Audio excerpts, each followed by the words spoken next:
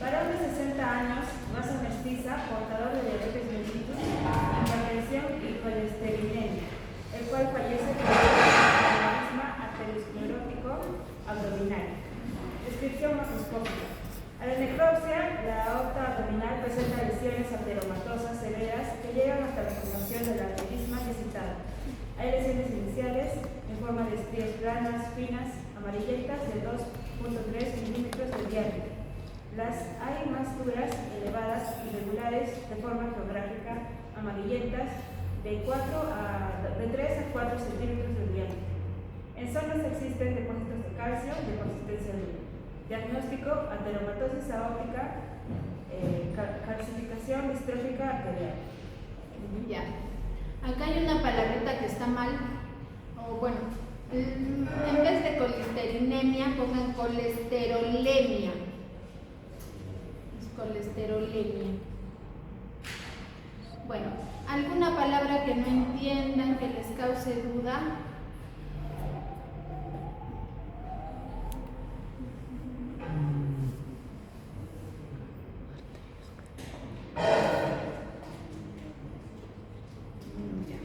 Bueno, entonces, aquí estamos hablando de algo que ustedes ya han visto en la práctica de macroscopía, ¿no?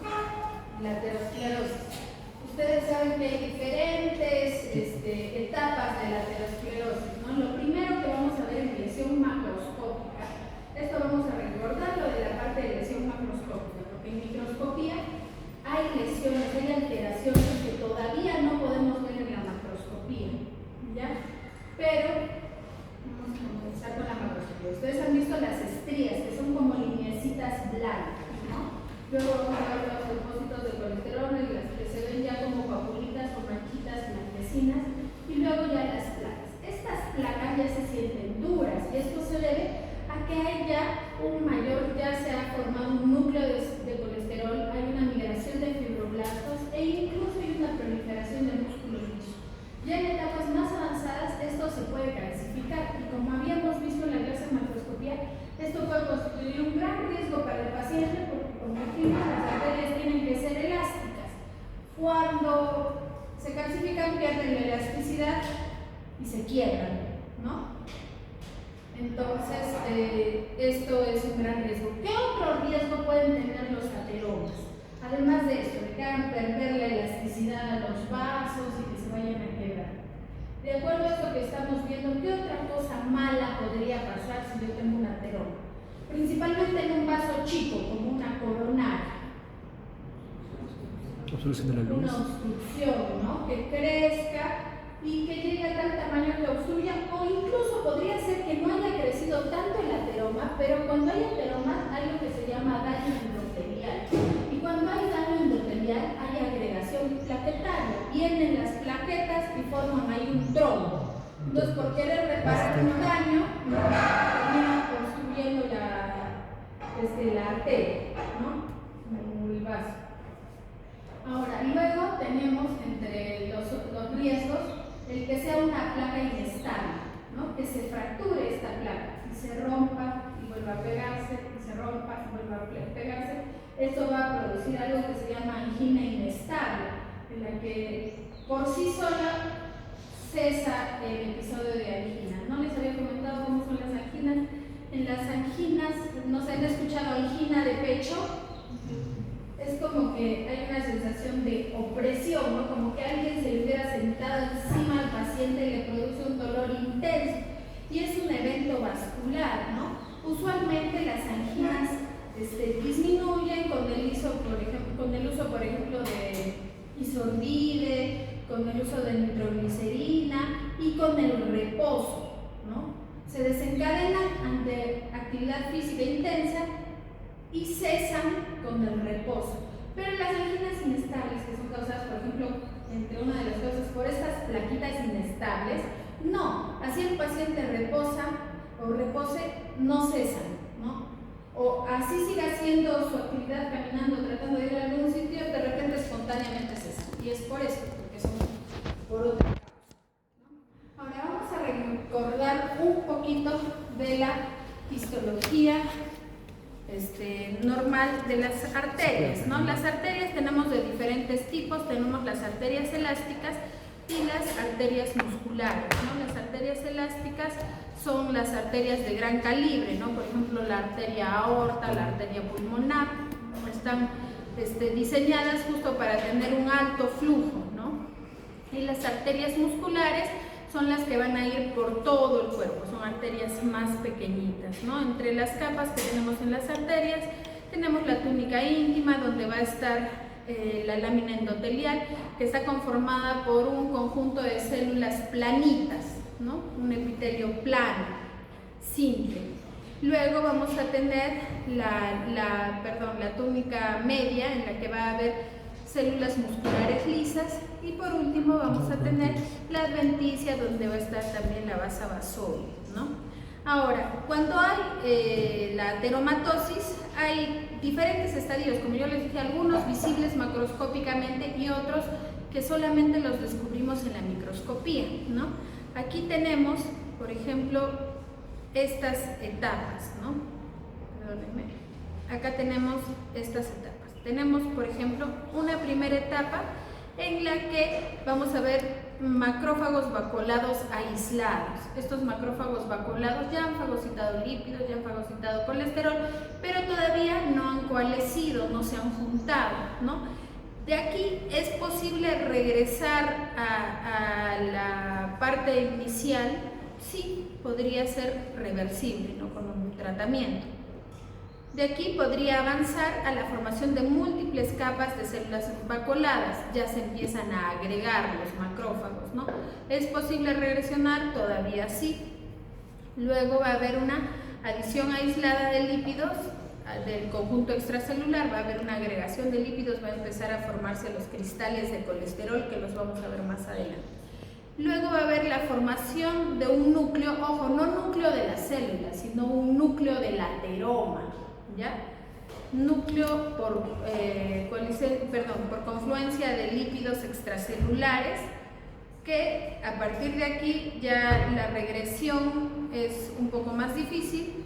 Y luego la producción de capas de tejido fibromuscular. Como yo les decía, vienen fibroblastos, viene músculo liso, ya la placa está más dura, ¿no? A partir de esto podría ser, como les dije, que haya un daño endotelial, haya un hematoma, haya agregación plaquetaria, haya formación de trombos.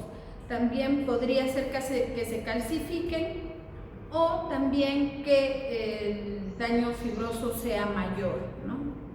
Ahora, ¿qué van a ver ustedes microscópicamente? Aquí están distinguiendo la túnica íntima, que está conformada por las células musculares lisas, y hacia aquí está, la túnica media, y hacia aquí está la íntima, ¿no? Aquí, ¿qué estamos viendo? Es el ateroma propiamente dicho. Ustedes, no están viendo mi flecha. Aquí estamos viendo la túnica media, y hacia aquí está la íntima. Este es el ateroma propiamente dicho. ¿Qué estamos viendo acá? Estas rayitas, ¿qué son? ¿Qué son esas rayitas transparentes? Colesterol. Colesterol, ¿no? Son cristales de colesterol. Pero cuando nosotros vemos las tensiones de hematoxilina y eosina, nunca vemos la grasa, solamente vemos la imagen negativa de la grasa. Entonces, aquí estamos viendo la imagen negativa de los cristales de colesterol. Si nosotros venimos un poquito por acá o por acá, podríamos encontrar los macrófagos espumosos, ¿no? ¿Cómo vamos a ver esto? Bueno, acá hay una imagen de Atlas. Ya ustedes han visto los cristales de colesterol. Perdónenme, voy a poner el puntero. Acá está, este es un cristal de colesterol. Este es un macrófago espumoso o lipófago. Luego, a ver, ¿qué más podrían ver acá? Estos son los grupos de lipófagos, ¿no? Y bueno, en realidad esta es una lámina sencilla, ¿no? Además podrían ver un área que está muy oscura, basófila. ¿De qué color es cuando digo basófilo? Morado, ¿no? La van a ver así. Eso es la calcificación. En el ateroma que ustedes tienen hay calcificación, ¿ya? Van a ver lo que a veces está así como rotito. Muy bien, ahora vamos a ver la lámina siguiente, la del caso número 87. Pero antes, ¿quiénes han llegado que ya tienen tardanza? Nayeli. Sí. John. Ya, chicos, recuerden que no pueden acumular tardanzas, ¿ah? 2 tardanzas hacen una falta. Quieren ustedes que lleguen temprano. Ya, vamos a... Ya, uno de los que ha llegado tarde. John Maquera, a ver, léenos el caso 87.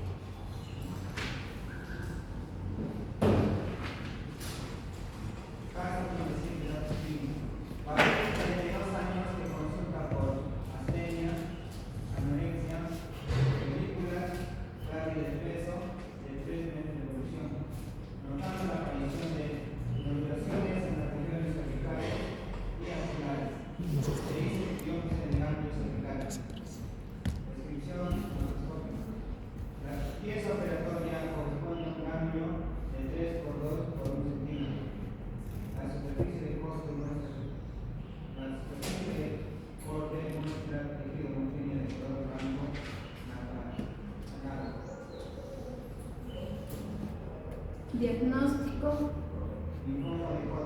no Hodgkin. Ya. ¿Cuáles son los principales 2 grupos de linfomas? Hodgkin Hodgkin y no Hodgkin, ¿no? Muy bien. Ahora, luego, ¿de qué otra forma podemos dividir a los linfomas? Ya sabiendo, por ejemplo, que es un linfoma no Hodgkin. En linfomas B y linfomas T, ¿no? Entonces, yo en primer lugar tengo que ver la arquitectura. Esto de la arquitectura es importante. ¿Y en qué puedo ver la arquitectura? Aquí les hablan de que le han hecho una biopsia. ¿Qué tipo de biopsia creen que le han hecho a este paciente? ¿Qué tipos de biopsias hay? Biopsia excisional es cuando sacan todo, ¿no? Incisional, saco un pedacito. Biopsia Trucut es con una aguja gruesa, saco un gusanito, un cilindrito. BAF es la biopsia aspiración con aguja fina, que aspiro células. ¿Cuál de todas estas han usado? Incisión. ¿Cuál fue? Ya, ahora uno presente incisional y excisional. A ver, ¿quiénes levantan la mano por incisional? No. Por excisional. Es incisional. No saben, no opinan. Ya es excisional. Saca todo el ganglio. Ya, al ganglio usualmente no le hacen incisional, lo sacan completo. Y es la forma que se tiene que hacer para diagnosticar un linfoma. Nunca busquen un diagnóstico si su sospecha clínica es de linfoma a través de una biopsia aspiración por aguja fina o a través de un Trucut. Porque para hacer diagnóstico de linfoma tengo que ver la arquitectura, tengo que ver una visión, debo tener una visión panorámica de todo el ganglio, ¿ya? Porque normalmente, acá les dibujé a sus compañeros, esta es la arquitectura, la anatomía, la histología normal del ganglio, ¿no? ¿Qué es lo que tiene acá afuera el ganglio? No sé si no ven los de atrás, lo voy a repasar con negro, ¿ya?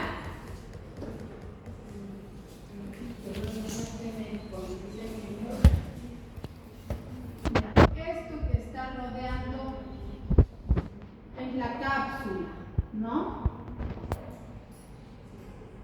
Por debajo de la cápsula, ¿qué hay? Hay 2 partes, ¿no? Como una corteza y una médula, ¿no? Ya. Esta zona que está entre estos redonditos, ¿qué se llama? Es la zona interfolicular. ¿Y qué son estos redonditos? Son los folículos linfoides, ¿no? Están así, en la corteza, están distribuidos en la corteza. Hay unos folículos más pequeñitos, unos más grandes, pero están en la corteza. tienen dos partes principales de estos folículos. ¿Cómo se llama lo del centro? Centro germinal, ¿no? ¿Qué células predominan en el centro germinal? Las células B, los linfocitos B. Y lo que está rodeando al centro germinal, ¿cómo se llama? Manto, ¿no? ¿Y qué células predominan en el manto? Linfocitos T, ¿no? Y luego hay una variante de células. Y hacia acá al centro están las células sinusoidales, ¿no? Que no son realmente células epiteliales, pero a veces nos hacen pensar que son células epiteliales. Esta es la arquitectura normal. Puede ser que estos folículos crezcan, pero todavía conserven sus centros germinales y yo vea un poco más, ¿no? Pero usualmente tienen esta distribución. ¿En qué caso podrían aumentar todo? De repente tengo una infección, ¿no? En esta infección voy a hacer una adenomegalia, es decir, voy a tener un ganglio grande, pero con una forma de reacción ante esta infección, ¿no? Eso continúa siendo benigno. Entonces, yo cuando veo la histología veo que más o menos va a haber de repente más folículos, pero están ordenados, ¿ya? Eso es normal. Ahora, puede suceder varias cosas en este ganglio. Yo les cuento algo que nos pasó a nosotros hace años, a una colega le pasó. Le envían una BAF de un ganglio y le ponen para descartar linfoma. Era un paciente con pérdida de peso, sudoración, fiebre. Entonces, cuando mira los extendidos celulares, ve una población monomorfa de linfocitos. Una condición para el linfoma es que haya monoclonalidad, es decir, todas las células sean de un solo tipo, ¿no? O son B o son T, pero todas son iguales, ¿ya? Entonces, las veía monomorfas, o sea, todas muy parecidas. Le manda a hacer inmunohistoquímica. ¿Qué inmunohistoquímica creen que le mandó a hacer? ¿Con qué inmunohistoquímica defino si tengo linfocitos B, si tengo linfocitos T?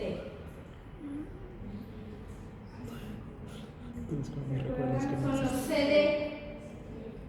Para linfocitos B, ¿qué CD hay? CD.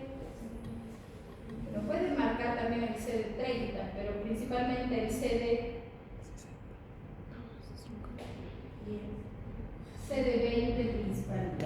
¿Ya? Lo primero que se manda a hacer es CD20 para linfomas B o para linfocitos B, en general el linfocito B normal marca CD20 y para el linfocito T CD3. ¿Ya?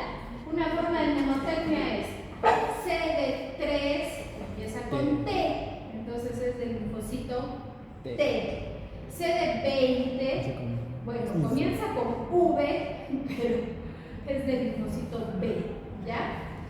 Entonces le mandó a hacer eso en los extendidos celulares y le salió CD3 positivo.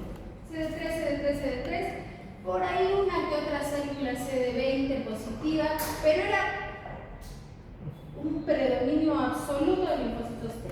Entonces ella describe que es sugestivo compatible con un linfoma T. Esto fue hace años, porque luego ya han ido saliendo recomendaciones y ya no cometemos ese error, gracias a que muchos se han dado cuenta que esto se puede dar. Afortunadamente le quitan el ganglio porque sugiere estudio completo de ganglio, ¿no? Le quitan el ganglio y al momento de ver el ganglio encuentran en un lado del ganglio un granuloma gaseoso.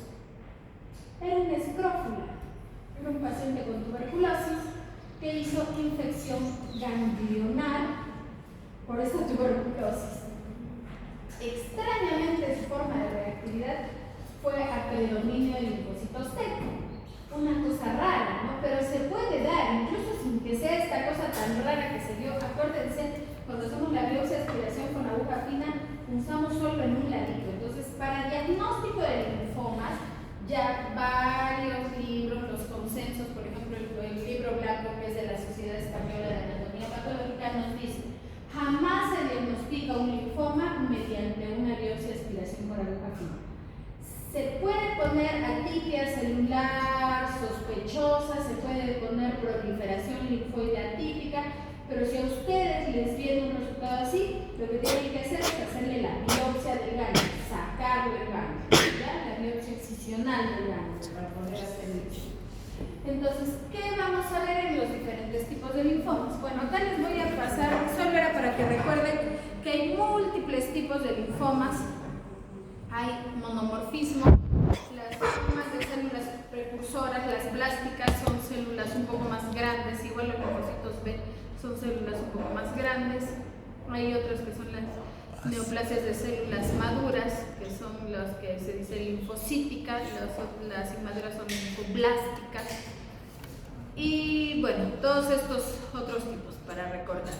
Entonces habíamos dicho que habían dos grandes grupos, uno era el de los linfomas Hodgkin y el otro de los linfomas no Hodgkin. ¿Cuál es la célula característica de los linfomas de Hodgkin?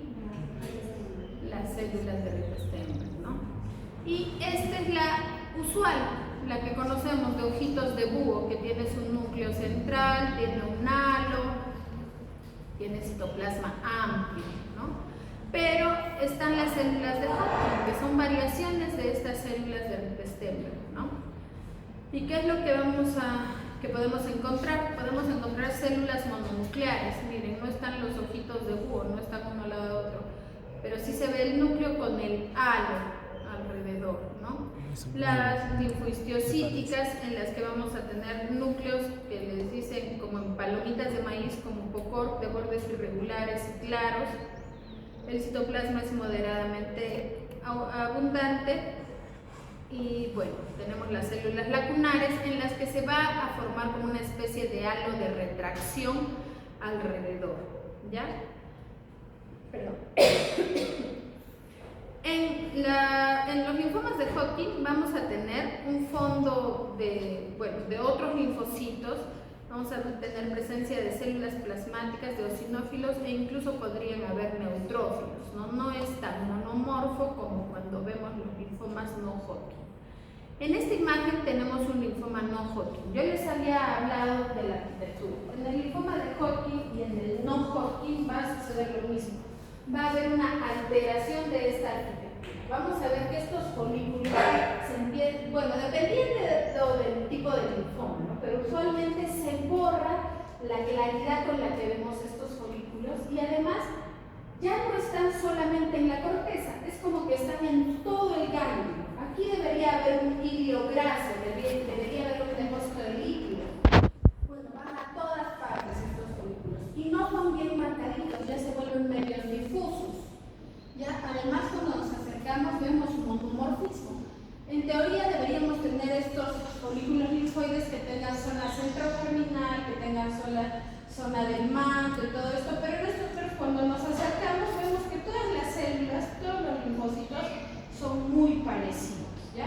Entonces hay eso, hay un monomorfismo, se vuelven difusos y una pérdida de la arquitectura, ¿ya? Eso principalmente. Ahora, si nos acercamos más, podríamos ver irregularidad de la membrana nuclear, podríamos ver si son estas células grandes B, no vamos a ver los linfocitos T, que son redonditos, oscuritos, chiquititos, sino que casi todas las células van a ser un poco más grandes. Recuerden, los linfocitos tienen citoplasma, pero su citoplasma es chiquito, ¿ya? Tienen una alta relación núcleo-citoplasma, ¿ya? El núcleo es grande y el citoplasma con las justas y lo rodea. ¿Ya? En estos linfomas de células grandes B, estos núcleos se ven más grandes, se ven más claros. Si les mandamos a hacer inmunohistoquímica, obviamente son CD20, si es linfoma B, positivo, ¿no? CD30 es otro marcador de B y también es positivo. CD3 negativo. Estos para linfomas centrogerminales están negativos, ¿no? Y el Ki67, ¿qué es el Ki67?